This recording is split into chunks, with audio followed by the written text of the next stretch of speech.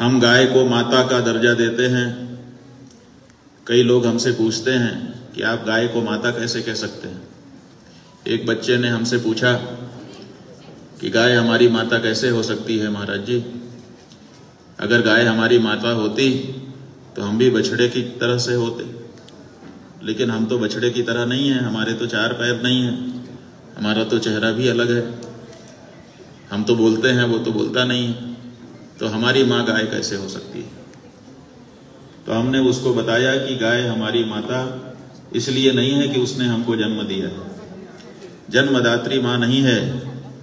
इसलिए जन्म देने के कारण अगर माँ होती तो हमारा चेहरा भी उसी के जैसा होता। फिर उसने पूछा फिर हमारी माँ कैसे। कुछ लोग इसका समाधान ये बताते हैं कि गाय इसलिए हमारी माता है क्योंकि वो हमको दूध पिलाती है।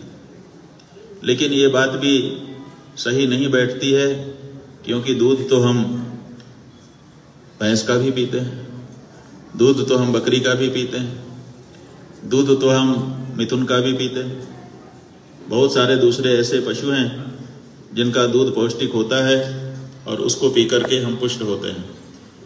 तो केवल दूध पिलाने से अगर कोई माता हो जाती तो भैंस भी हमारी माता होती, बकरी भी हमारी माता होती। लेकिन हमने कभी भी भैंस माता बकरी माता शब्द नहीं कहा, न तो सुना है। आप लोगों ने भी सुना होगा, सुना है? नहीं सुना। केवल गाय के बारे में माता शब्द सुना जाता है। इसका मतलब है कि दूध पिलाने से भी कोई माता हो जाता है, इसलिए हम गाय को माता कहते हैं, ये बात भी नहीं है। तो फिर क्या बात है? हम लोग सनातन धर्म के पालन करने वाले गाय को माता कह करके क्यों संबोधित करते हैं, ये बड़ा प्रश्न है। तो हम आपको बताना चाहेंगे, इसका उत्तर ये है कि परंपरा ये है कि जिसको हम अपने जीवन में सम्मिलित करते हैं उसकी माता हमारी माता हो जाती है। जैसे हम किसी से मित्रता करें तो हमारे मित्र की माता हमारी भी माता हो जाएगी। अगर हम किसी से विवाह करें, अगर हम स्त्री हैं तो पति हमारा होगा, तो पति की जो माता है वो हमारी माता हो जाएगी। हो जाएगी कि नहीं हो जाएगी? अगर हम पुरुष हैं तो स्त्री से विवाह करेंगे तो जो स्त्री है जिससे हम विवाह कर रहे हैं उसकी जो माता है वो विवाह होते ही हमारी माता हो जाएगी। हो जाएगी कि नहीं हो जाएगी? इसका मतलब है कि हम जिंदगी में अपने जीवन में जिसको सम्मिलित कर लेते हैं उसकी जो माता है वो हमारी माता हो जाती है। तो ऐसी परिस्थिति में हमने ऐसा एक कुछ है जिसको अपने जीवन में सम्मिलित किया है, उसकी ये माता है, इसलिए गाय हमारी भी माता है। और वो क्या है? वो है सनातन धर्म। हमारे शास्त्रों में वर्णन आया है कि जो बैल है वृषभ, वो धर्म का स्वरूप है। इसलिए धर्म जो है वो बैल है, उसकी माता गाय है। धर्म को हमने अपने जीवन में शामिल कर लिया है, इसलिए उसकी जो माता है वो भी हमारी माता हो गई है। ये हमारा गाय के साथ रिश्ता है। इसीलिए हम लोगों ने नारा लगाया है, आपने सुना होगा कि सत्य धर्म का नाता है, गाय हमारी माता है। किस नाते से गाय हमारी माता है? सत्य धर्म के नाते से हमारा नाता है।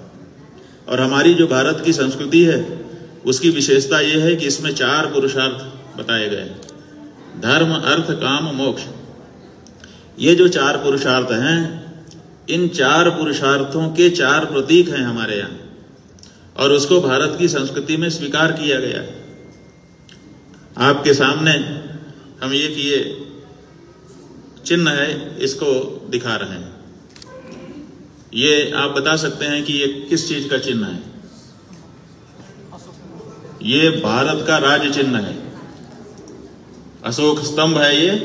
इस अशोक स्तंभ के ऊपर एक अशोक चक्र है, और ये पूरा का पूरा यहां से लेकर के यहां तक भारत का राज्य चिन्ह माना जाता है।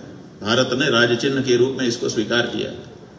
ये जो भारत का राज्य चिन्ह है, इसमें 4 शेर पीठ सटा करके चारों दिशाओं में देखते हुए खड़े दिखाई देते हैं, और उनका जो आधार है, ये चारों शेर पराक्रम के प्रतीक हैं कि चारों दिशाओं में हम अपना पराक्रम दिखाएंगे, कोई गड़बड़ी नहीं कर सकता। ये इसके प्रतीक हैं। और इनका आधार क्या है? इनका आधार 4 है। इसके नीचे 4 चिन्ह बने हुए हैं। आप लोग इसमें भी देख लीजिए और इंटरनेट से दूसरे चित्र भी निकाल करके देख लीजिएगा। इसमें एक हाथी बना है, इसमें एक घोड़ा बना है, इसमें एक सिंह बना है और इसी में एक बैल बना है। ये 4 जो प्रतीक हैं, इन्हीं पर भारत की संस्कृति टिकी हुई है। हाथी कोई नहीं मार सकता भारत में, घोड़ा कोई नहीं मार सकता भारत में, सिंह कोई नहीं मार सकता भारत में, तो फिर बैल ही क्यों मारा जाएगा भारत में? यह बड़ा सवाल है। क्या भारत अपने राज्य चिन्ह की भी मर्यादा नहीं करना चाहता?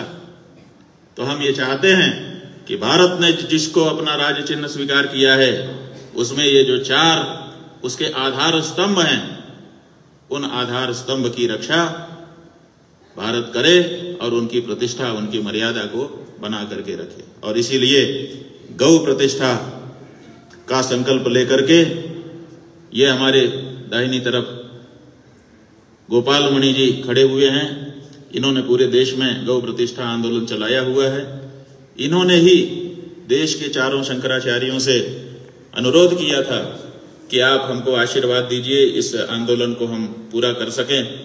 लंबे समय से, आजादी के पहले से ही हम लोग इस बारे में प्रयास कर रहे हैं। 78 साल आजादी के भी हो चुके। अब कम से कम ये बात स्वीकार हो जानी चाहिए। तो 4 शंकराचार्यों ने इनके आंदोलन को आशीर्वाद दिया और उन्हीं 4 में से एक उत्तरामनाय ज्योतिषपीठ के शंकराचार्य होने के नाते हमने इनके आंदोलन को बल देने के लिए ये भारत यात्रा आरंभ की है और आपके सिक्किम आए। बंधुओं, गाय के बारे में पूरे देश की बड़ी गहन भावना है।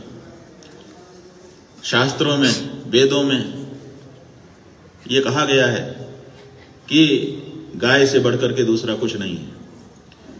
इतना महात्म्य है कि अगर रोज 5-6 घंटा हम यहां पर बैठ करके बोलें तो कम से कम 2-4 महीना लग जाएगा, तब जाकर के हम सब जितना कुछ अभी शास्त्र में कहा गया है आपके सामने रख पाएंगे। इतने महात्म्य वाली गाय आज बोटी बोटी काट करके विखंडित की जा रही है और उसका मांस बेच करके हम लोग धनवान होना चाहते हैं। जो गाय हमको सब कुछ देती रही है, उस गाय के सम्मान को हमने समाप्त कर दिया और अब उसको काट करके, उसकी बोटी बोटी बना करके, पैकेट में बंद करके हम विदेशों में बेच रहे हैं और उससे जो पैसा आ रहा है, समझ रहे हैं कि उससे हमारे देश का बड़ा उत्थान हो जाएगा। ये उत्थान नहीं हो रहा है, ये पतन हो रहा है। तो ये जो गाय है, हमने आपको बताया कि सनातन धर्म के नाते से ये हमारी माता है। इसीलिए जो लोग सनातन धर्म मानते हैं उनकी ये माता है। जो सनातन धर्म नहीं मानते वो लोग गाय को माता नहीं कहते। ठीक है, उनकी जगह पे। क्यों? जैसे मुस्लिम हैं, वो कहते हैं हमारी माता नहीं है, ये तो पशु है। ठीक है, क्योंकि वो हमारे धर्म के अनुसार नहीं है, सनातन धर्म को उन्होंने स्वीकार नहीं किया है, इसलिए वो माता नहीं मानते। जो हमारे ईसाई भाई हैं वो नहीं मानते, इसी तरह से दूसरे भी हैं। तो वो ना माने, लेकिन हम सनातन धर्मी हैं। हमने धर्म को, सनातन धर्म को अपने जीवन में स्वीकार किया है, इसलिए हमारे लिए तो गाय माता है और वो माता ही रहने वाली है। अब सवाल क्या है? अब सवाल ये है कि हम यहां पर आए भारत यात्रा के निमित्त, और आपके जो उत्तर पूर्व के ये जो 8 राज्य हैं, जिसमें से आपका सिक्किम भी है, उन सब जगहों पर जा करके वहां के लोगों से अपने हृदय की बात कहना चाहते थे। लेकिन आपको जानकारी होगी कि यहाँ पर तो हमको राज्य अतिथि का दर्जा भी दिया गया और आप लोग सब इकट्ठा भी हुए हैं, यहाँ पर हमारी बात को सुन रहे हैं और थोड़ी देर में ही हम लोग यहाँ पर गौ प्रतिष्ठा ध्वज की स्थापना भी कर रहे हैं। लेकिन नागालैंड जो प्रदेश है आपके उत्तर पूर्व का, वहां की सरकार ने कैबिनेट की बैठक बुला करके और आदेश पारित कर दिया कि शंकराचार्य जी नागालैंड में प्रवेश नहीं कर सकते। शंकराचार्य जी ने ऐसी कौन सी बात कह दी जिसके कारण उनको आप प्रदेश में घुसने से ही रोक रहे हो? हमको बड़ा आश्चर्य हो रहा है। हमने किसी के विरुद्ध कोई बात कही होती, किसी को गाली दी होती, किसी को डांटा होता, किसी को फटकारा होता, किसी को दोषी बताया होता, तब आप अगर हमको रोक लगाते तो हमको ठीक लगता। लेकिन हमने तो कुछ कहा ही नहीं। हम तो अपनी बात कहने के लिए, हमारे देश के जितने निवासी हैं, क्या हम उनसे उनके पास जाकर के बातचीत नहीं कर सकते? क्या हम उनसे संवाद नहीं कर सकते? जैसे वो कहते हैं कि हम तो गाय खाएंगे, क्या हम वैसे वहां पर जाकर के उनके सामने नहीं कर सकते, भैया हम बचाएंगे? इतना कहने के लिए हमको क्यों नहीं छूट दी गई? और हम अपनी भावना जब उनसे कहेंगे और वो अपनी भावना जब हमसे कहेंगे, तभी तो दोनों के बीच में बातचीत होगी और कोई रास्ता निकलेगा। अगर वो अपनी जिद पर अड़े रह गए और हम भी अपनी जिद पर अड़े रह गए, तो क्या हम लोग एक हो पाएंगे? क्या ये देश एक हो पाएगा?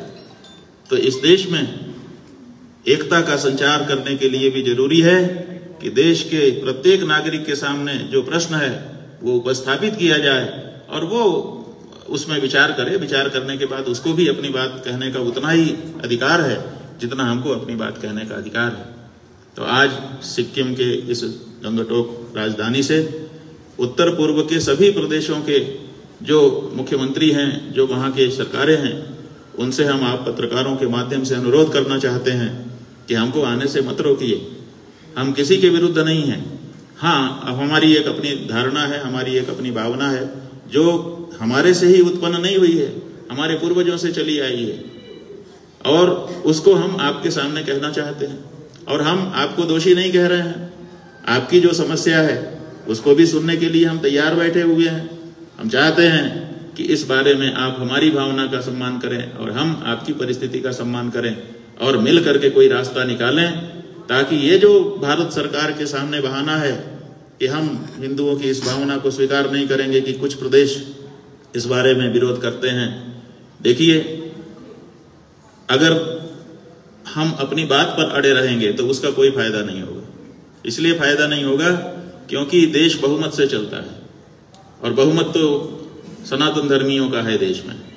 तो आज नहीं तो कल अगर जागृति हो जाएगी तो स्वाभाविक है कि बहुमत जो कहेगा उसको अल्पमत को मानना ही पड़ेगा। लेकिन मानना पड़े और इसमें और हमने आगे बढ़ करके रास्ता निकाल करके बना लिया रास्ता, इसमें दोनों में बहुत अंतर है। तो हम ये चाहते थे कि यहाँ के लोगों के साथ हम संवाद करें। एक बार बैठें, दो बार बैठें, बार बार बैठें, कोई ना कोई रास्ता तो हम लोग जब बैठ जाएंगे और ये सोच करके बैठेंगे कि हमको रास्ता निकाल लेना है तो निकल ही जाएगा। तो इसलिए आगे के प्रदेशों की यात्रा भी हम करेंगे और वहाँ के लोगों से संवाद स्थापित करने की चेष्टा करेंगे। हम किसी के विरुद्ध नहीं हैं, लेकिन जो हमारी परंपरा है, जो हमारा शास्त्र है, उसको भी छोड़ करके हम जीना नहीं चाहते हैं। अगर हमको गौ माता की सेवा नहीं मिलती है और गौ माता के विपरीत वातावरण होता है तो हम आगे चल करके भारत सरकार से कहना चाहेंगे कि हमको गोली मार दो, क्योंकि गाय को कटता हुआ देख करके हम जीना नहीं चाहते हैं। एक बात और हम आपके सामने स्पष्ट करना चाहेंगे जो समझने की है, बहुत ध्यान से समझने की है। ये जो हमारा शास्त्र है ये गाय के महात्म्य को बताता है। किसी भी पशु का जो मल है, जो मूत्र है, वो पवित्र हमारे लिए नहीं है। हमारी जो वेद लक्षणा गाय है, जो हमारे देशी नस्ल की वेद लक्षणा गाय है, जिसको ककुद होता है और जिसकी लाला होती है, माने सासना और ककुद, ये जिसमें होता है वही गाय हमारे लिए पूजनीय है। आज भारत में क्या हो रहा है कि गाय और गवय दोनों को मिला करके देखा जा रहा है। गाय अलग वस्तु है और गवय माने गो सदृशो गवयः, गाय के जैसा जो दिखता है वो गवय है, वो गाय नहीं है। तो गाय के जैसा और गाय दोनों में अंतर है। तो भारत में आज जितनी आज आपके अनुसार गायें हैं, उनमें से केवल 25 से 30% ही ज्यादा से ज्यादा गाय है, बाकी सब गवय है। तो हमारा जो आंदोलन है वो गवय के लिए नहीं है, गाय जैसा दिखने वाले प्राणी के लिए नहीं है। हमारा आंदोलन गाय के लिए है, गो के लिए है।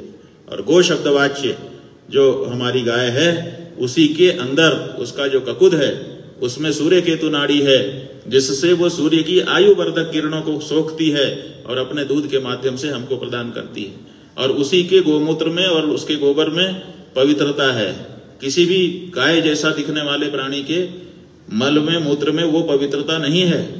इसलिए हमारा जो आंदोलन है वो केवल और केवल गो के लिए है, जो वेद लक्षणा गाय है, जिसको देशी नस्ल की गाय कहा जाता है, जिसको हमने रामा नाम दिया है, बस उस गाय के लिए है, बाकी के लिए हमारा आंदोलन नहीं है। इसलिए इस बात को भी बहुत स्पष्टता के साथ समझ लिया जाना चाहिए। अभी तिरुपति में जो परिस्थिति बनी है उससे भी आप लोग परिचित हैं। ये क्या हो रहा है, हमारे मंदिरों के अंदर धर्मनिरपेक्षता की शपथ लेकर के बैठी सरकारें आकर के व्यवस्था बनाने की कोशिश कर रही हैं।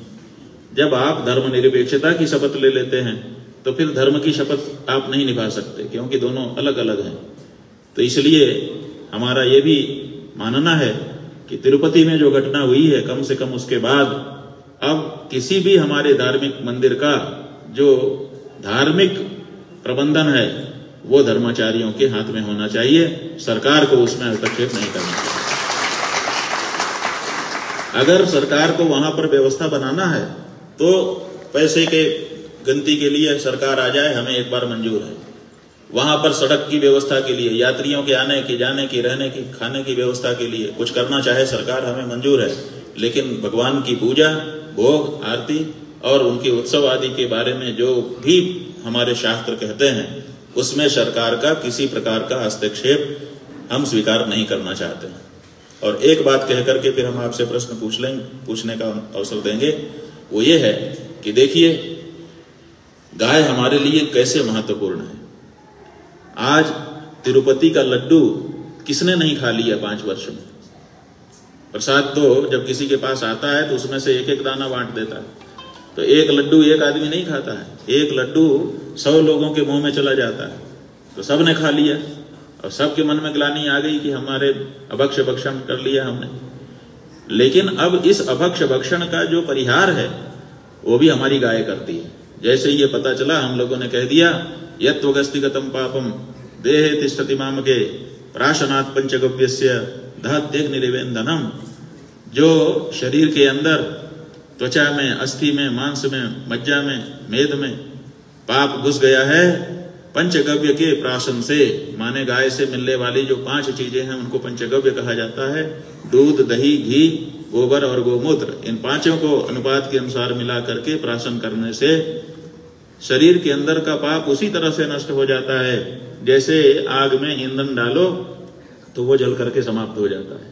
तो आज पूरे देश का हमारा हिंदू तिरुपति में जो अभक्ष्य पदार्थ मिला करके बांट दिया गया प्रसाद के नाम से, उसको खा करके ग्लानि महसूस कर रहा है। लेकिन ऐसी ग्लानि को दूर करने के लिए हमारे पास गाय है। गाय है, पंचगव्य का प्राशन करके हम फिर से पवित्र हो जा रहे हैं। अगर ये गाय हमारी नहीं रही तो फिर हमारी जो पवित्रता खंडित हो जाएगी, तो उसको रिस्टोर कैसे हम करेंगे। इसलिए भी हमारे लिए गाय महत्वपूर्ण है और गाय से हमारा लोक, हमारा परलोक सब सुधरता है। वैतरणी नदी वही पार कराती है और धर्म, अर्थ, काम, मोक्ष 4 पुरुषार्थों को भी वही प्रदान करती है। और जो लोग ये समझते हैं कि गाय दूध देने की चीज है, वो बहुत गलत समझते हैं। हम सनातन धर्मी ऐसा नहीं समझते कि गाय दूध देती है, दूध भी देती है, लेकिन असल में गाय क्या देती है? जब छोटी रहती है तो गोमूत्र देती है, जब और बड़ी हो जाती है तो गोबर देती है, और बड़ी हो जाती है तो बछड़ा बछिया देती है, दूध देती है। लेकिन जब ये सब कुछ देना बंद कर देती है, उस समय जब हम उसकी सेवा करते हैं तो अपने रोम रोम से आशीर्वाद देती है। और वही आशीर्वाद ही असली, वो जो गाय का आशीर्वाद है वही असली हमारी प्राप्ति है। हम गाय की सेवा दूध के लिए नहीं करते, वो तो बाई प्रोडक्ट है। हम गाय की सेवा उसके आशीर्वाद के लिए करते हैं और वो आशीर्वाद हमको मिलता है। हमारे इतिहास में, हमारे पुराण में हजारों ऐसे उदाहरण भरे हुए हैं जहां पर हमको जो चाहिए था वो सब गौ माता की कृपा से हमको मिला है। तो ऐसी परिस्थिति में गाय हमारी सर्वपूज्या है और उसका अपमान हम स्वीकार नहीं कर सकते और उसके प्राण का घात भी हम स्वीकार नहीं कर सकते। ये हमारी भावना है। उत्तर पूर्व के जो लोग हैं उनके साथ संवाद स्थापित करके इस बारे में हमको रास्ता निकालना है। यही देश के लिए और यही उत्तर पूर्व के लिए भी सबके लिए आवश्यक है। हम एक उदाहरण देना चाहेंगे। हम अभी आए यहाँ पर तो हमको बताया गया कि यहाँ के जो मुख्यमंत्री हैं, जो पार्टी यहाँ की है जिसके मुख्यमंत्री इस समय हैं, सब विधानसभा की सीट उन्हीं को मिल गई। विपक्ष का एक भी प्रत्याशी नहीं जीता।